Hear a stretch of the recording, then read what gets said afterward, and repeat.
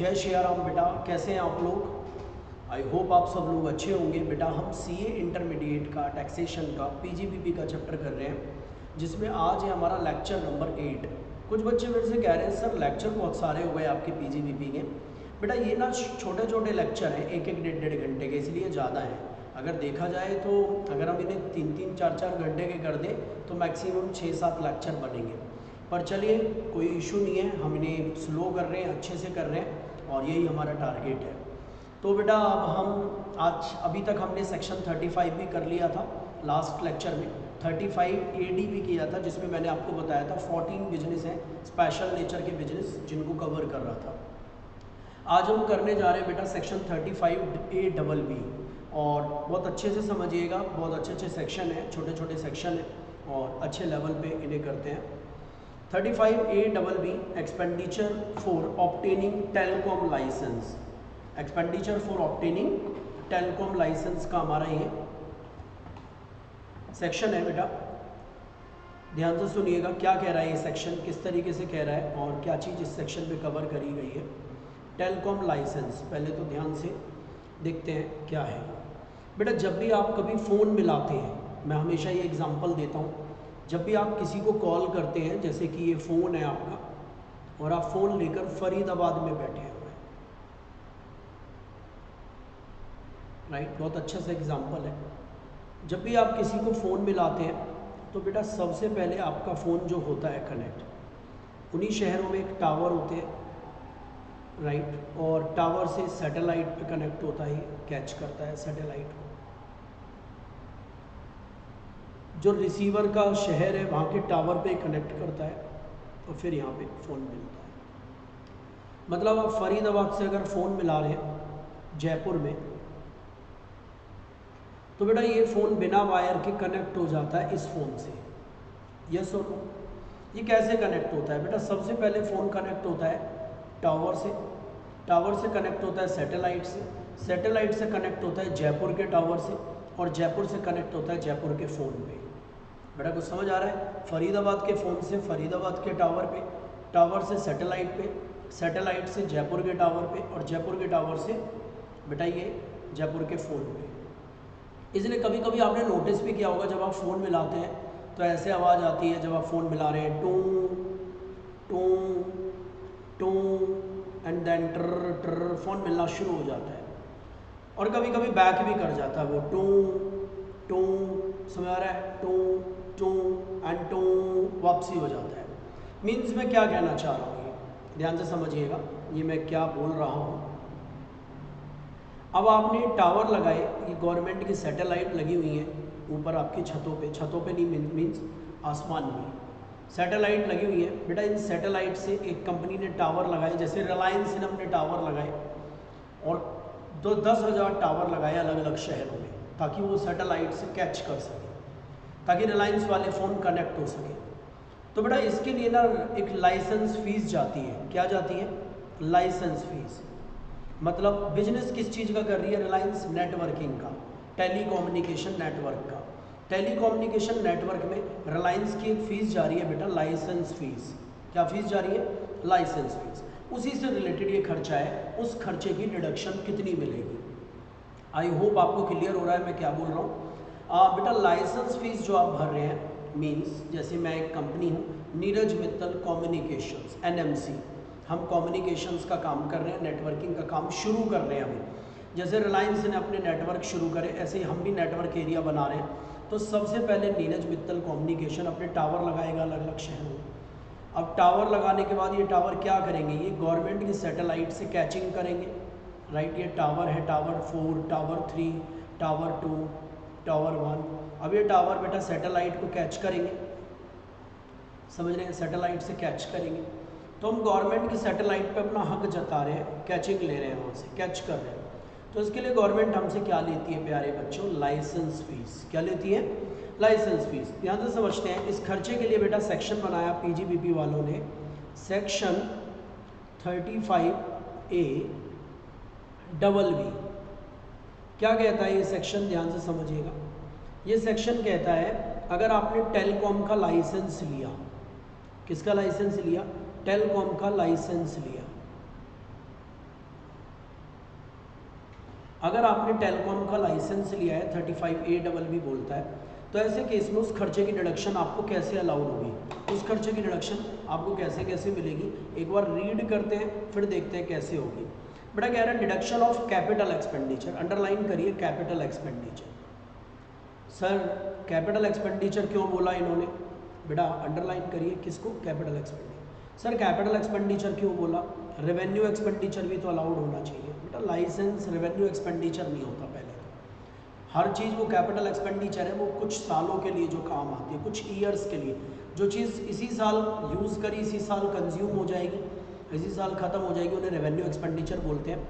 तो बेटा ये कैसा एक्सपेंडिचर है, रेवेन्यू एक्सपेंडिचर नहीं, कैपिटल एक्सपेंडिचर है। इसकी डिडक्शन कैसे मिलेगी, from the previous year in which business is commence, जब बिजनेस शुरू किया आपने, कितना जो फीस पे करी आपने before the commencement of business, या previous year in which fees is actually paid, in the case fees paid after the commencement of business. बेटा समझने की कोशिश करते हैं, आपने 2015 में पहले फीस दी और लाइसेंस लिया, लाइसेंस लिया आपने 10 करोड़ रुपए का, लाइसेंस की वैलिडिटी है 10 ईयर्स। बेटा 2015 में आपने फीस दी, फीस पेड की, पर आपने बिजनेस शुरू किया 2018 में। बेटा 2015 में भी फीस दे रखी है, आपकी फीस खराब भी जा रही है अभी तो, 10 साल लाइसेंस चलेगा, मतलब हर साल की 1 करोड़ फीस जा रही है। बेटा 2015, 2016 और 2017 3 साल तो लाइसेंस यूज़ ही नहीं हुआ। 2018 में बिजनेस स्टार्ट किया आपने, तो डिडक्शन तो बेटा यहीं से मिलेगी ना, जब बिजनेस शुरू किया आपने। तो यहाँ पर कितनी डिडक्शन मिलेगी, टोटल फीस गई थी 10 करोड़ और अब वैलिडिटी रह गई है 7 साल हो गई। बेटा क्लियर हुआ, कितनी डिडक्शन मिलेगी, 10/7 ये डिडक्शन मिलेगी, क्योंकि आपने बेटा फीस दी है पहले पर बिजनेस शुरू किया बाद में। तो यही बात इन्होंने बोली है कि अगर आपने फीस पेड कर दी है पहले ही, देखो ये फीस पेड बिजनेस शुरू करने से पहले, ये लिख रहा है फीस पेड कर दी आपने बिजनेस शुरू करने से पहले, तो ऐसे केस में बेटा कब से डिडक्शन मिलनी शुरू होगी, आपको डिडक्शन मिलनी शुरू होगी जब बिजनेस कमेंस हो गया तब से। बिजनेस कमेंस कब हुआ हमारे एग्जांपल में बेटा 2018 में, फीस कब पे कर दी थी हमने 2015 में, तो डिडक्शन कब से मिलेगी 2018 से। कितनी मिलेगी सर, 10 करोड़ फीस गई थी टोटल, अब 7 साल में मिलेगी बेटा ये डिडक्शन, तो ज़्यादा डिडक्शन मिलेगी हर साल।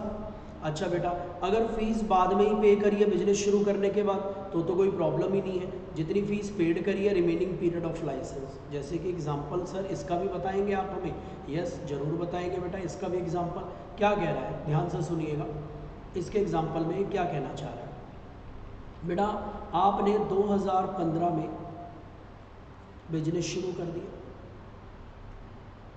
पर अभी तक लाइसेंस नहीं लिया, लाइसेंस लिया 2016 में, वही 10 करोड़ का लाइसेंस, 10 साल की वैलिडिटी है, तो बेटा ये यहीं से अलाउड हो जाएगी डिडक्शन 2016 से।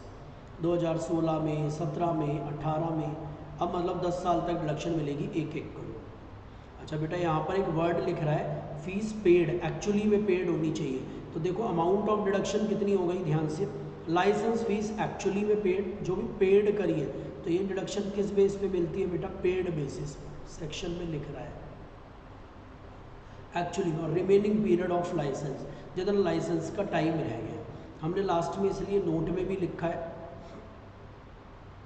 ये रहा note, the deduction under section 35AA is available on the basis of, is available on the basis of, कैसे, जल्दी बोलिए कैसे मिलेगी deduction, on the basis of fees paid, actually paid, जो एक्चुअली में पेड हुई है।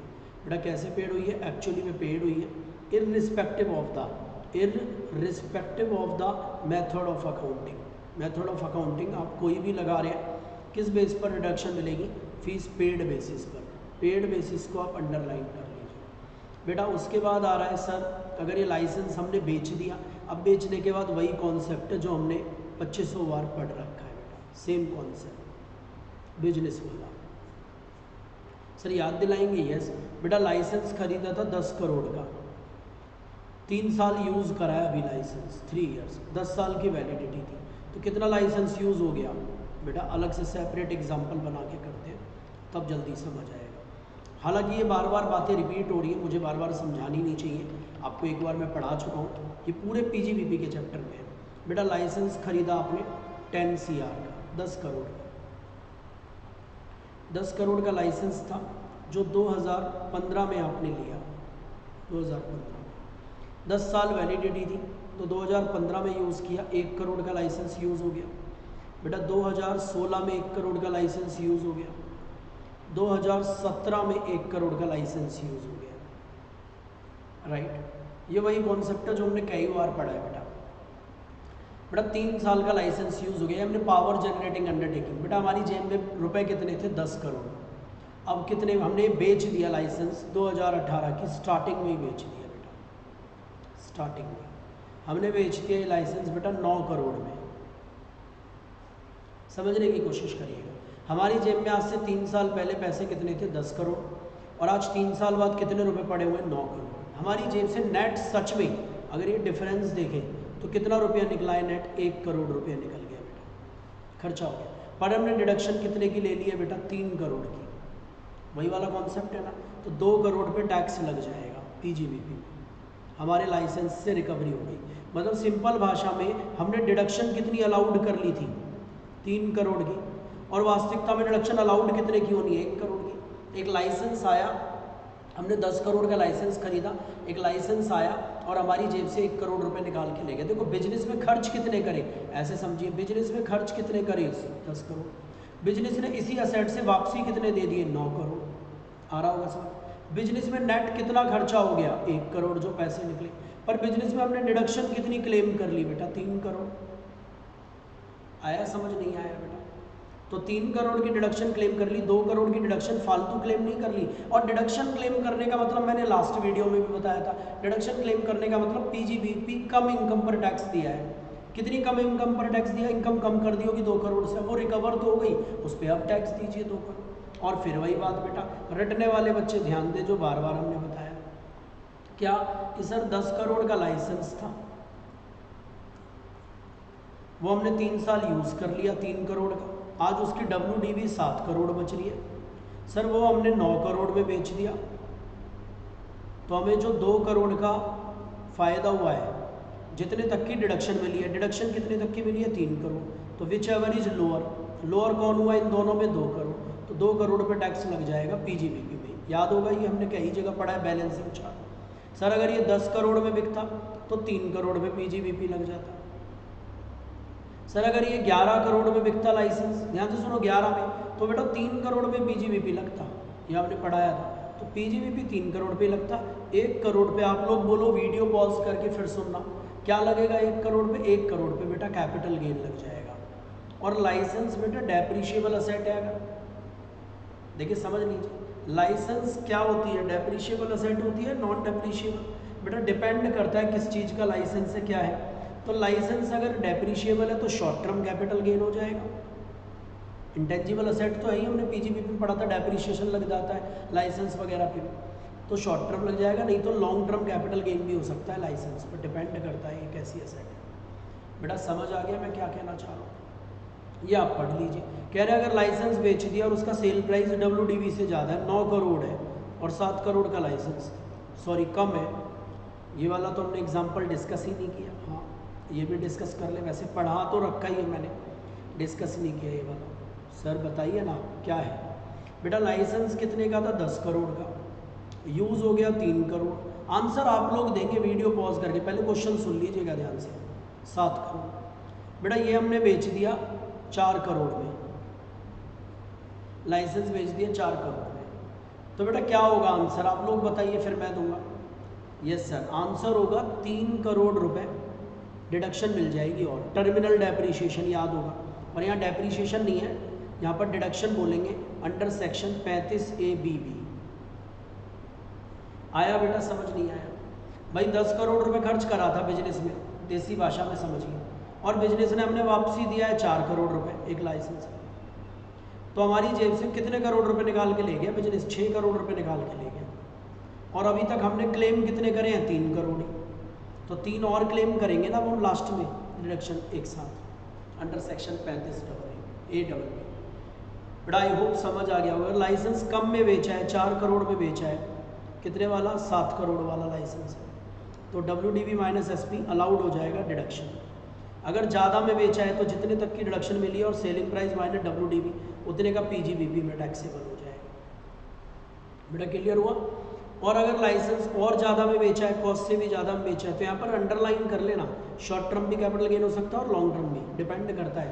लाइसेंस डेप्रीशिएबल असेट था, बेटा कैसी असेट था, अगर डेप्रीशिएबल असेट था, कैसे असेट था, डेप्रीशिएबल, तो शॉर्ट टर्म, और अगर नॉन डेप्रीशिएबल है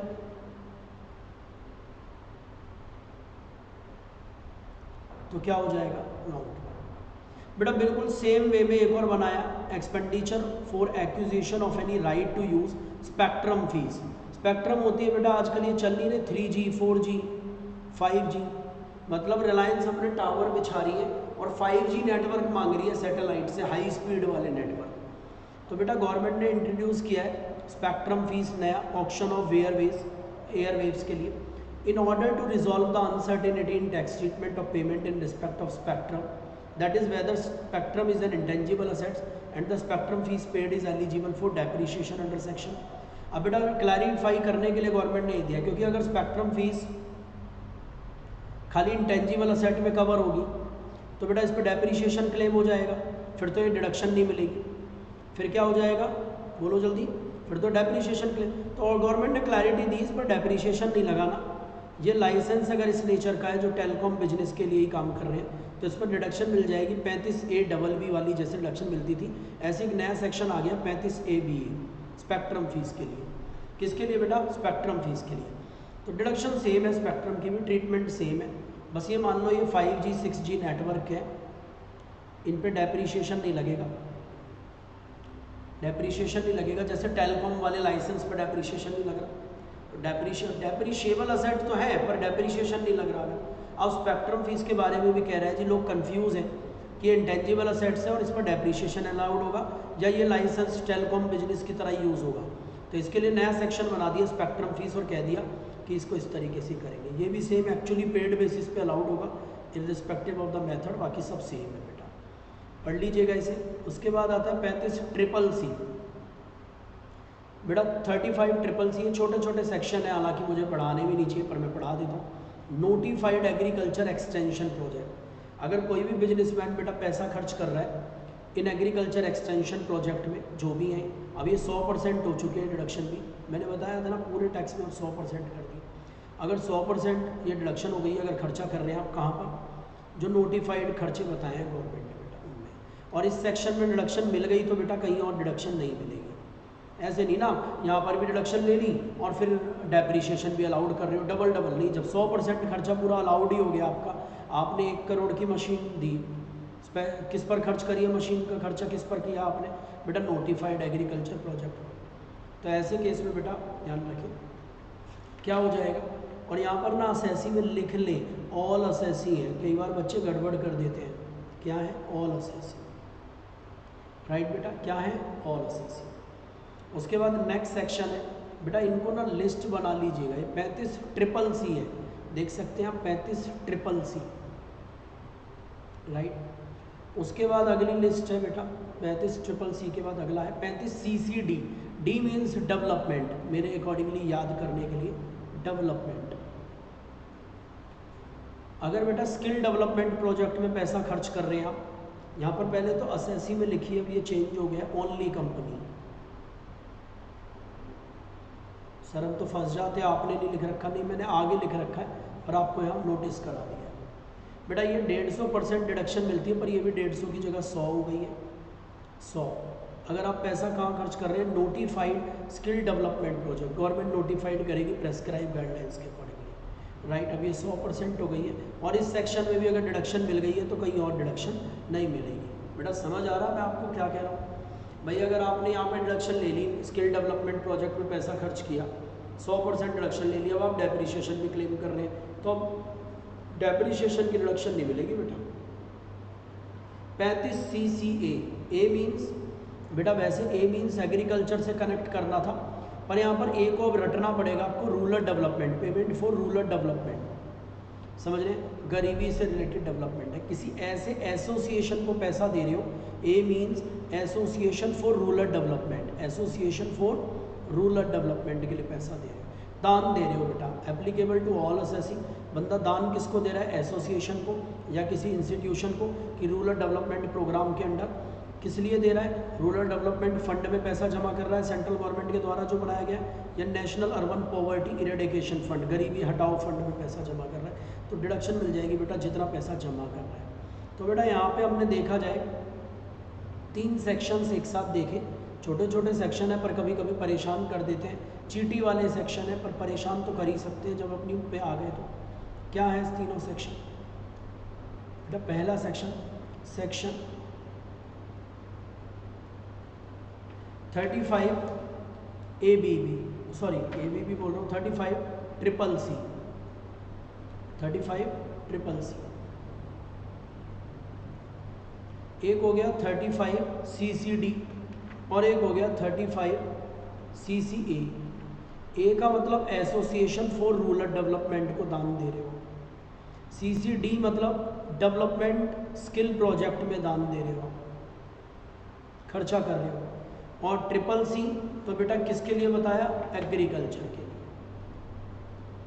एग्रीकल्चर के लिए पैसा खर्च कर रहे हो, नोटिफाइड एग्रीकल्चर प्रोजेक्ट। तो बेटा 100% डिडक्शन है, ये केवल असेसी कोई भी हो, यहाँ ऑल असेसी, यहाँ भी ऑल असेसी हो कोई भी हो, पर ये केवल कंपनी को अलाउड है। बेटा समझ आया। और इन सेक्शंस में अगर डिडक्शन ले ली, सेम खर्चे की डिडक्शन किसी और दूसरे सेक्शन में नहीं लोगे, नो डिडक्शन। बेटा आ गई पूरी लिस्ट समझ। अब एक क्वेश्चन है अटेंशन टेस्ट, जो पिछली बार मैंने एक बच्चे से पूछा, ये बड़ा ध्यान रखने वाला है बेटा, ध्यान से सुनिए बेटा। सेक्शन एक अच्छा क्वेश्चन है एग्जाम्पल। एक व्यक्ति है IBM में नौकरी कर रहा है, ये मैंने फेस टू फेस वाले बच्चों से भी पूछा था, सैलरी पे काम कर रहा है, जॉब कर रहा है, और उसकी सैलरी 5 करोड़ है बेटा। बेटा उसने दान दे दिया है 35 CCC में, 35 CCA में, सॉरी CCC को अलाउड दिया, 35 CCA में बेटा डोनेट कर दिया है पैसा। CCA मतलब बेटा अभी बताया association for rural development, 4 crore रुपए। तो क्या उसको डिडक्शन मिल जाएगी 35 CCA की? बेटा वीडियो पॉज करो फिर आंसर बताओ, फिर वीडियो पॉज करके वीडियो को रिज्यूम करके फिर आंसर देखिएगा। बेटा डिडक्शन नहीं मिलेगी। क्यों नहीं मिलेगी सर? क्योंकि ये सैलरी का चैप्टर नहीं है बेटा, ये नौकरी कर रहा है, PGBP का चैप्टर चल रहा है, डिडक्शन नहीं मिलेगी। अब क्वेश्चन आता है सर ऐसे तो सैलरी वाले लोग बेचारे दान नहीं दे पाएंगे, इन्हें डिडक्शन मिलेगी, पर कहाँ मिलेगी बेटा? ATGGA में, ATGGA याद है पढ़ाया था हमने डिडक्शंस में, ATGGA में डिडक्शन मिलेगी ग्रॉस टोटल इनकम में से, ताकि सैलरी वाले भी प्रमोट हो जाए, पर यहाँ डिडक्शन नहीं मिलेगी 35 CCA में। तो अगला पॉइंट पढ़ लो बेटा, क्या लिख रहा है अगला पॉइंट, ध्यान से पढ़ो। लिख रहा है कि अगर आप if GTI does not include, अगर GTI में इंक्लूड नहीं है PGBP की इनकम, तो डिडक्शन 100% मिल जाएगी। अगर 35 में दान दे रहे हैं 35 CCA में, पर कहाँ से? ग्रॉस टोटल इनकम में से। तो note deduction respect of 35 CCA and ATGGA shall not be disallowed. अगर जब हमने दान दिया था, जब वो अप्रूव्ड थे, बाद में अनअप्रूव्ड हो गए सब्सिक्वेंट टू पेमेंट, तो डिसअलाउड नहीं होगी बेटा। जब हमने दान दिया था जब तो वो ठीक थे ना, जब तो वो अप्रूव्ड थे, तो अब हमारी डिडक्शन ख़राब नहीं होगी, डिसअलाउड नहीं होगी बेटा, क्योंकि जब हमने दान दिया था तो वो लोग अप्रूव्ड थे। 35D preliminary expenses. बेटा चाहे प्रिलिमिनरी एक्सपेंसेस बोल लो, कंपनी के केस में प्रिलिमिनरी एक्सपेंसेस होते हैं, और नॉर्मल केस में फॉर्मेशन एक्सपेंसेस होते हैं। कंपनी नहीं है, अगर आप प्रोप्राइटरशिप हैं, सर ये क्या होते हैं खर्चे? प्रिलिमिनरी एक्सपेंसेस क्या चीज़ है, क्या खर्चे होते हैं? ध्यान से सर जी ये क्या होते हैं, इन खर्चों को देखते हैं। 35D में कह रहा है वेयर रेसिडेंट असेसी। सबसे पहले बेटा ये सेक्शन किसको लग रहा है? Resident assessee. अगर वो कोई भी खर्चा कर रहा है, any expenditure on specified purpose, 2 purpose पे। अगर बेटा किसी भी बिजनेस को शुरू करने से पहले अगर आप खर्चे कर रहे हैं, ये देखने के लिए कि बिजनेस शुरू करे भी या ना करे, या फिर बिजनेस शुरू करने के बाद आप खर्चा कर रहे हैं कोई नई यूनिट लगाने, एग्जिस्टिंग अंडरटेकिंग को एक्सटेंड करने के लिए, नई यूनिट लगाने, तीनों के एग्जाम्पल देते हैं। बेटा हम एक कोचिंग का बिजनेस शुरू करना चाह रहे हैं पहली बार जीवन में, शुरू करने जा रहे हैं, इसके लिए हमने बेटा ये 6 खर्चे करे। यही 6 खर्चे अलाउड होते हैं बेटा, या तो feasibility report, project report, survey report, agreement, MA और एओ के खर्चे, रजिस्ट्रेशन वगैरह के खर्चे और अदर एक्सपेंडिचर। सर इनको बताएंगे आप? यस बेटा। जैसे एक बच्चा सीए करना चाहता है, उसने अपने पापा से कहा पापा मैं सीए करना चाहता हूँ। पापा ने कहा बेटा सबसे पहले पता तो लगा सीए है क्या, तो फिजिबल है भी या नहीं सीए। फिजिबिलिटी रिपोर्ट का मतलब है तो सीए करने योग्य है भी या नहीं है बेटा, दैट्स कॉल्ड। बिजनेस शुरू करने से पहले बिजनेस के योग्य हैं या नहीं है। दूसरा बेटा प्रोजेक्ट, सीए में क्या क्या सब्जेक्ट हैं, कितने लेवल पे सीए होती है। सर पापा फाउंडेशन होती है, इंटर होती है, फाइनल होती है। उसकी रिपोर्ट बना ले बेटा, कुछ समझ आ रहा है, कहाँ कहाँ कितना टाइम लगेगा। सर्वे कर ले, इंस्टीट्यूट्स को सर्वे कर ले, कौन से इंस्टीट्यूट पे कोचिंग लेनी चाहिए बेटा। फिर एग्रीमेंट कर, रजिस्ट्रेशन करवा ले अपना सीए में, एग्रीमेंट कर दूसरे पर। एंड एमए बना ले, एसोसिएशन, आर्टिकल ऑफ एसोसिएशन और मेमोरेंडम ऑफ एसोसिएशन, मतलब रजिस्ट्रेशन और इश्यू ऑफ शेयर्स और डिवेंचर बेटा। डीडी बनवा, पेमेंट के खर्चे। एमए बना ले अपना मेमोरेंडम की, मुझे सीए में ये बातें याद रखनी है। और बेटा अदर एक्सपेंडिचर, मतलब बिजनेस शुरू करने से पहले बिजनेस करें या ना करें इसके खर्चे। प्रोजेक्ट क्या क्या चलेगा हमारा बिजनेस, कैसे कैसे चलेगा इसके खर्चे। Survey report, drafting and agreement, और एमओए बनाना या AOA banana, association, article of association और अदर एक्सपेंडिचर है इसमें भी प्रेस्क्राइब। बेटा इन खर्चों को कर ले तो इन खर्चों की डिडक्शन मिल जाती है प्यारे बच्चों 5 किश्तों में। डिडक्शन इन 5 इक्वल एनुअल। जैसे सपोज खर्चे हुए 5 करोड़ के, बिजनेस शुरू करें या ना करें, तो बिजनेस शुरू करने के बाद हर साल 1-1 करोड़ के खर्चे की डिडक्शन मिल जाएगी 5 किश्तों में। पर ऊपर से पढ़ना शुरू करते हैं दोबारा। ये डिडक्शन किसको मिलती है? सिर्फ बेटा रेसिडेंट असेसी। किसको मिलती है डिडक्शन? Resident assessee. एक्सपेंडिचर करने के लिए क्या? बिजनेस शुरू करने से पहले अगर कोई भी खर्चे करें, और बिजनेस ऑलरेडी शुरू है पर अब हम नया बिजनेस अपने बिजनेस को एक्सटेंड कर रहे हैं। जैसे हमारा कोचिंग चलता है फरीदाबाद में, पलवल में चलता है, अब हम कह रहे हैं हम इसे दिल्ली में भी शुरू करना चाह रहे हैं, समझ रहे हैं, एक्सटेंड कर रहे हैं। या हम अब तक कॉमर्स लाइन में, अब हम साइंस लाइन में भी आना चाहते हैं, साइंस स्ट्रीम के बच्चों को भी पढ़ाना चाहते हैं। एग्जिस्टिंग अंडरटेकिंग का एक्सटेंशन कर देना और सेटिंग अप न्यू यूनिट, वो मैंने पहले एग्जांपल दे दिया। पलवल से अब हम दिल्ली में भी खोल रहे हैं, अपनी नई यूनिट लगा रहे हैं, लगाएं या ना लगाएं उससे रिलेटेड खर्चे। बेटा ई shall be allowed to a deduction of the expenditure so incurred over a period of time. अब तो टाइम भी पता है आपको, कितने साल? 5 साल में।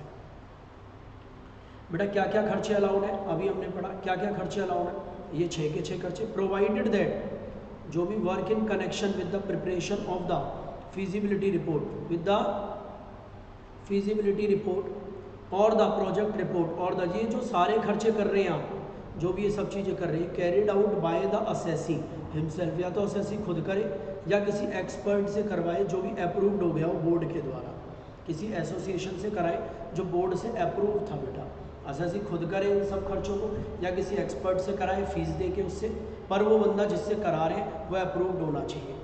बेटा आगे सर जो खर्चे हैं ये ध्यान रखें, सीए करें या ना करें, इसी में पैसा खर्च कर दिया आपने 5 लाख रुपए, सुमित ने पैसे खर्च कर दिए 5 लाख रुपए, किस चीज़ में? सीए करूँ या ना करूँ, और पूरी सीए में खर्चा था 8 लाख रुपए का। कितने बेवकूफ़ हैं, मतलब पूरी सीए में खर्चा है 8 लाख का, उसने इस बात में खर्च कर दिए सीए करूँ या ना करूँ। तो बेटा क्या कहा इनकम टैक्स ने कि जो ये प्रिलिमिनरी एक्सपेंसेस हैं ये 5% से ज़्यादा नहीं होने चाहिए पूरे प्रोजेक्ट की कॉस्ट से, और अगर आप कंपनी है तो कॉस्ट और capital employed whichever is higher से के 5% से ज़्यादा नहीं होने चाहिए। अगर एक्सेस में कर दिए तो इग्नोर हो जाएंगे, उनकी कोई डिडक्शन नहीं मिलेगी, नो डिडक्शन अगर ज़्यादा खर्चे करें। बेटा क्लियर हो गई बात? नहीं हुई? अगर ज़्यादा खर्चे करें तो नो डिडक्शन। बेटा notes number 1, cost of project का मतलब क्या है? Sir actual cost of the fix asset on the last day of the previous year in which, कह रहे हैं जो फिक्स असेट है उनकी जो एक्चुअल कॉस्ट आ रही है किस दिन? जिस दिन नया बिजनेस शुरू किया है उसके last day of previous year में, या एक्सटेंशन कंप्लीट करिए नई यूनिट लगाइए। बेटा बिजनेस तो मैंने बताया ही था कि हम बिजनेस करें या ना करें। दूसरा हम बेटा साइंस स्ट्रीम में उतरे या ना उतरे, और तीसरा हम दिल्ली में अपना सेंटर खोलें या ना खोलें। तो उनसे पहले जो भी इस ईयर में बिजनेस शुरू कर दिया है या नया सेंटर खोल लिया है या साइंस स्ट्रीम में उतर गए हम, उस ईयर के एंड पे जो भी फिक्स असेट हम पे पड़ी है उसे बोलते हैं cost of project. As the case पे भी कैपिटल एम्प्लॉयड का मतलब बेटा issued share capital debenture plus long term borrowing on the last day of the previous year same, जिसमें ये सब कुछ हुआ है। लास्ट में बेटा वेरी इंपॉर्टेंट पॉइंट है, वेरी वेरी इंपॉर्टेंट पॉइंट, यहाँ पर सीए की वैल्यू है। ये डिडक्शन तभी मिलेगी जब सीए से आप वेरीफाई करा दोगे। कह रहे हैं असेसी एक ऐसा पर्सन है जो कंपनी नहीं है या कोऑपरेटिव सोसाइटी नहीं है, तो डिडक्शन ही नहीं मिलेगी जब तक आप अपने स्पेशल खर्चे को सीए से ऑडिट करवा के नहीं दोगे। एंड असेसी ने अपनी रिटर्न के साथ, समझ रहे हैं, डिडक्शन अंडर दिस सेक्शन जो क्लेम करनी है उसकी रिपोर्ट लगानी है ऑडिट की। सर जी मैंने सीए से वेरीफाई करा लिया है, मेरी एक्सेप्टेंसेस मैंने सही से कैलकुलेट करे। ऐसे तो आपके खर्चे होंगे 2 करोड़, आप बता दोगे गवर्नमेंट को 5 करोड़, तो गवर्नमेंट ने क्या बोली है, अगर आपने जो भी खर्चे करे हैं, जो भी खर्चे आपके हुए हैं, आप उन्हें ऑडिट करवा के दो सीए से, सीए अपनी रिपोर्ट लगा के देगा, तब हम मानेंगे कि आपके खर्चे वैलिड है। बेटा छोटा सा लेक्चर है अब, क्योंकि इसके बाद हम सेक्शन 36 शुरू करेंगे, एक अलग से सेक्शन है, समझ आ रहा है, इसलिए सेक्शन वाइज सीरीज बना दिए ताकि आपको क्लैरिटी रहे। उसके बाद आता है बेटा 35 डी, अमलगमेशन और डिमर्जर एक्सपेंसेस। अमलगमेशन मैंने आपको एक क्लास में लास्ट वीडियो में बता दिया था, डिमर्जर बता दिया था जब एक कंपनी किसी दूसरी कंपनी के साथ मिल रही है या एक कंपनी दूसरी कंपनी को खरीद रही है, तो बेटा उसे अमलगमेशन कहते हैं। जब एक ही कंपनी के 2 टुकड़े हो रहे हैं तो उसे डिमर्जर कहते हैं। तो बेटा इंडियन कंपनी को डिडक्शन अलाउड है 1/5 ऑफ एक्सपेंडिचर, जो भी खर्चे हुए हैं उनके 5 किश्तों में अलाउड है, समझ आ रहा है, beginning with the previous year in which the amalgamation और डिमर्जर टेक प्लेस। अमलगमेशन में सपोज 5 करोड़ रुपए खर्च हो गया अमलगमेट करने में, 1-2 कंपनियों को जोड़ने में, तो बेटा 1-1 करोड़ हर साल खर्चा अलाउड है। सर किसको अलाउड है, टिंग कंपनी को या टिड को? बेटा यहाँ ऐसा नहीं लिखा हुआ किसको अलाउड है, मतलब दोनों में से कोई भी एक कंपनी डिडक्ट कर सकती है, पर किसको करना चाहिए मैं आपसे पूछूं तो सर टिड को करना चाहिए, क्योंकि टिंग तो बंद हो चुकी होगी। बेटा किसको करना चाहिए, टिंग को या टिड को? जल्दी बताइए सर। टिंग कंपनी को करना चाहिए हमारे हिसाब से, क्योंकि कौन बंद हो चुकी होगी, टिड तो बंद हो, सॉरी टिंग को नहीं करना चाहिए। 1 मिनट बेटा, ये क्या हो गया भैया,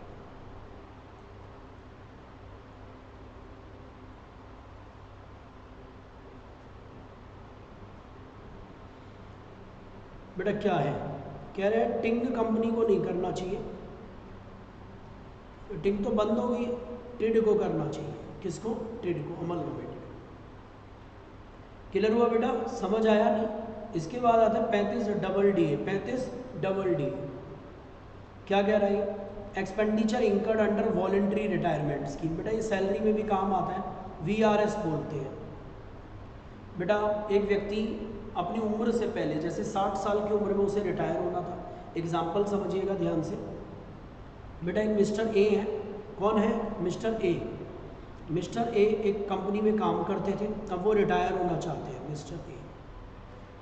वैसे उन्हें रिटायर होना था 60 साल की एज में, पर वो पहले ही रिटायर हो रहे हैं, VRS ले रहे हैं, वॉलंटरी अपनी मर्जी से रिटायरमेंट स्कीम में आ रहे हैं, और वो कह रहे हैं मुझे 56 साल में ही रिटायर कर दो। इन्हें क्या फ़ायदा है बेटा, आज इन्हें जो लमसम पेमेंट मिल रही है सब मिल जाएगी। बॉस को क्या फ़ायदा है, 4 साल की सैलरी नहीं देनी पड़ेगी। तो बेटा इसे बोलते हैं VRS। अगर असेसी खर्चा कर रहा है, अपने एम्प्लॉय को इकट्ठा पेमेंट देगा, क्योंकि वो VRS वॉलंटरी रिटायरमेंट ले रहा है स्कीम के अंदर, तो उसको रिडक्शन अलाउड हो जाएगी बेटा 5 किश्तों में, 5 साल के लिए, starting from the previous year in which actual payment is mode. बेटा यहाँ पर भी मेथड कोई भी हो, पर एक्चुअल पेमेंट के बेस पर रिडक्शन मिलेगी। If payment is made by the employer in more than 1 year, अगर एम्प्लॉयर ने पेमेंट कब करी है, 1 साल से ज़्यादा, तो डिडक्शन कैसे मिलेगी बेटा, 5 इंस्टॉलमेंट में हर पेमेंट से। सर इसका एग्जांपल देके बताएंगे बेटा पक्का। 2015 में वॉलंटरी रिटायरमेंट हो गया बंदा, और बॉस ने बोल दिया मैं 50 लाख रुपए दूंगा, दिए नहीं अभी दूंगा, और 2016 में बॉस ने 25 लाख रुपए दे दिए। तो बेटा यहाँ से शुरू हो गई 5 किश्तों में, 5 लाख की यहाँ हो जाएगी, 5 की अगले, 5 की उससे अगले, 5 की उससे अगले, 5 की उससे अगले, ये हो गए 2017, 2018, 19 और 20। आया समझ नहीं आया? अब बेटा 2017 में और दे दिए 25 लाख, तो और 5 लाख की मिलनी शुरू हो जाएगी, यहाँ पे, यहाँ पे, यहाँ पे, यहाँ पे, और एक 21 में और मिलेगी 5 लाख। आया समझ बेटा? इसके अगले 5 साल हो गए, इसके लिए अपने 5 साल हो गए, इसके लिए अपने 5 साल हो गए। तो जब पेमेंट करिए बेटा, जब पेमेंट करिए, ये वाली पेमेंट जब करी यहाँ से 5 साल में, और ये वाली पेमेंट जब करी तो यहाँ से 5 साल में। आया बेटा? समझ नहीं आया? क्लियर हुआ? चले आगे, समझ आ गया? ये वॉलंटरी रिटायरमेंट स्कीम के पैसे की डिडक्शन मिल जाएगी। और यहाँ पे भी लिखा हुआ है deduction is allowed even after amount paid after voluntary retirement. वही तो हुआ है हमारे एग्जांपल में, रिटायरमेंट कब हुई है? 15 में, और पेमेंट कब दी है? 2016। डिडक्शन मिल जाएगी, पर जब पेमेंट करेंगे वहाँ से 5 साल शुरू होंगे। जब जब जितनी जितनी पेमेंट करेंगे उन सब के 5-5 साल की डिडक्शन मिलती रहेगी। बेटा लास्ट में आ गया एक और सेक्शन आज के इस लेक्चर से पहले, 35E एक्सपेंडिचर कर रहे हैं आप प्रोस्पेक्ट करने में, ढूंढने में, एक्सट्रैक्ट निकाल रहे हैं तेल को, प्रोड्यूस कर रहे हैं इस तेल को, किसको? Mineral oil. तो गवर्नमेंट क्या कह रही है? इनकम टैक्स कह रहा है आपको डिडक्शन अवेलेबल हो जाएगी एसएससी को, अगर आप तेल ढूंढकर निकाल कर पैदा कर रहे हैं तेल को, मिनरल्स को। नंबर 2, एक्सपेंडिचर इंकर्ड होना चाहिए during the year of commercial production. जब आपने तेल बनाना शुरू कर दिया था उस साल में खर्चा करा, या पिछले 4 साल के भी खर्चे अलाउड है? आपकी बारी 3 नहीं है बेटा, 4, टोटल 5 साल के खर्चे अलाउड हो गए। कितने साल के बेटा? टोटल 5 ईयर्स के खर्चे। जिस साल बिजनेस शुरू किया उस साल के खर्चे, और उससे 4 साल पिछले 4 साल के खर्चे। नंबर 3, जो डिडक्शन मिलेगी वो टोटल एग्रीगेट अमाउंट की मिलेगी, पर 10 किस्तों में मिलेगी। हर साल 1/10 मिल जाएगी टोटल एक्सपेंडिचर का, जब से कमर्शियल प्रोडक्शन शुरू हुआ है। पर इन पर कोई डेप्रिशिएशन अलाउड नहीं होगा जब डिडक्शन ही ले रहे हो। मैक्सिमम अमाउंट ऑफ डिडक्शन कितनी मिलेगी बेटा? 1/10 ऑफ खर्चा एक्सपेंडिचर, और यह इनकम। बेटा इनकम है 20 करोड़ और डिडक्शन बन रही है 25 करोड़, तो 25 थोड़ी ना मिलेगी, 20 ही तो मिलेगी। जो 5 करोड़ की डिडक्शन है वो सर फिर मिलेगी नहीं, वो बेटा कैरी फॉरवर्ड हो जाएगी। अगले साल बेटा इनकम है 30 करोड़, डिडक्शन है 20 करोड़, और पिछले साल वाली 5 करोड़, तो 25 की मिल गई। मैक्सिमम सर ये कब तक कैरी फॉरवर्ड होगी? बेटा 10 साल तक। 10 साल के बाद ये बंद हो जाएगी प्रोडक्शन, मतलब कैरी फॉरवर्ड नहीं हो सकती। जितना भी खर्चा अनअलाउड रह गया वो नेक्स्ट ईयर में चला जाएगा, पर 10 साल से ज़्यादा क्रॉस नहीं करेगा। बेटा कुछ समझ आया? 10 ईयर से ज़्यादा क्रॉस नहीं करेगा। एक बार इन्हें पढ़ के देखिएगा, आपको समझ आया होगा हम क्या पढ़ रहे हैं यहाँ पर। बेटा तकरीबन हमारा जो लेक्चर है अभी तक, ध्यान से समझिएगा, हमने 40 मिनट का लेक्चर किया है, जानबूझ के छोटा लेक्चर, क्योंकि अब हम नया सेक्शन पढ़ेंगे 36 और 37 अगले लेक्चर में, और हमारी डिडक्शन खत्म हो जाएगी। डिडक्शन ओवर होने के बाद मैं आपसे 2-4 क्वेश्चंस पूछूंगा, मतलब डिडक्शन किसकी? पीजीबीपी की, और चैप्टर 80% खत्म हो जाएगा। बेटा 80% चैप्टर ओवर हो जाता है जब मेरे अकॉर्डिंगली आपकी डिडक्शन ओवर हो जाती है। तो मैं चाहता हूँ आप इसे एक बार अच्छे से पढ़िएगा, अच्छे से देखिएगा, साथ साथ रिवीजन करिए। मैं छोटी वीडियो इसलिए बना रहा हूँ आपको एग्जाम टाइम में भी काम आए। फटाफट क्विकली आप रिवाइज करें, क्विकली जिस टॉपिक में दिक्कत है वो टॉपिक देखें और आगे बढ़ें। राइट? तो बेटा अच्छे से करना है, समझ रहे हैं? बहुत मेहनत करके चीज़ों को बहुत शार्पनेस के साथ थोड़ा सा टाइम लगाकर आप इस टाइम को यूटिलाइज कर लेंगे, बहुत अच्छा रहेगा। चलिए मिलते हैं अगली वीडियो में। जय Shri Ram. Thank you, wish you all the best. Thank you so much.